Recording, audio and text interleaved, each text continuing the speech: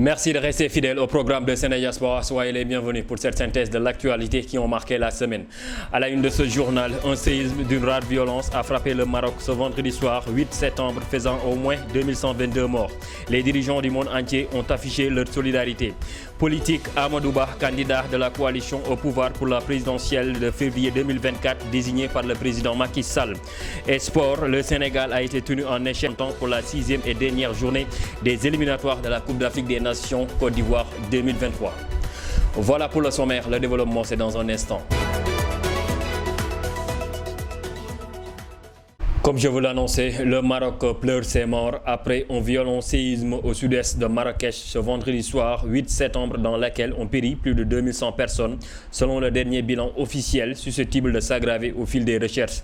Ce séisme est le plus meurtrier au Maroc depuis celui qui avait détruit Agadir sur la côte ouest du pays le 29 février 1960. Près de 15 000 personnes, soit un tiers de la population de la ville, avaient péri.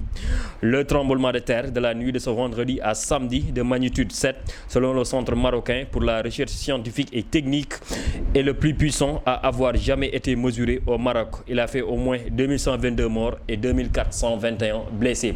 Toutes nos pensées à la population marocaine. Et toujours concernant ce séisme, on a appris qu'un Sénégalais répondant au nom de Medoun Sall a péri dans cette catastrophe qui a touché le Maroc ce vendredi soir. Il s'agit d'un commerçant de 37 ans, issu de la famille de Serigne Abbas Sall de Louga, le défunt, et originaire de Rufisque. Il a fait 8 ans au Maroc et n'est jamais revenu au pays. Sa famille, qui a appris la triste nouvelle à travers les médias, est sous le choc. Nous présentons nos sincères condoléances à sa famille.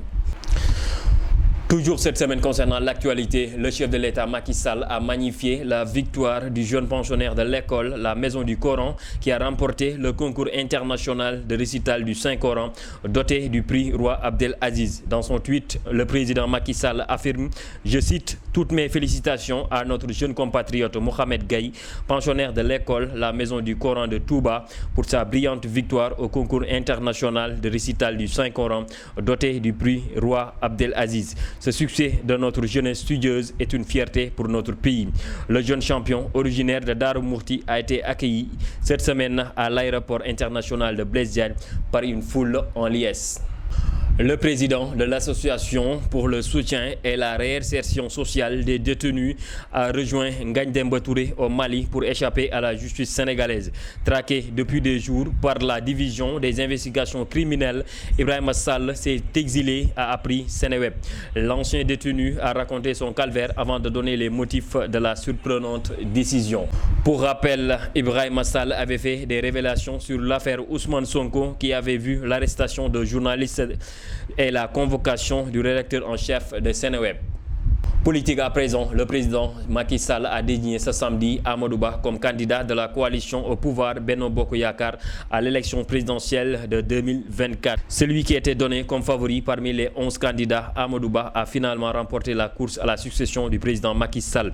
Il est le seul candidat de la coalition Benno Bokk Yakaar, a annoncé le président dans un message lu depuis la présidence où il se trouvait ce samedi après-midi avec l'ensemble des représentants des partis de sa coalition. Amadou Ba, 62 ans, est un technocrate. Il était perçu par les Sénégalais comme le dauphin naturel de Macky Sall en tant que chef du gouvernement depuis septembre 2022. Dauphin naturel aussi depuis cette fête de la Tabaski où, pour la première fois, le chef de l'État sortant n'était pas présent, représenté justement par son premier ministre. Beaucoup y avaient vu un signe comme candidat potentiel à l'élection présidentielle de 2024 pour la coalition Benno Bokk Yakaar.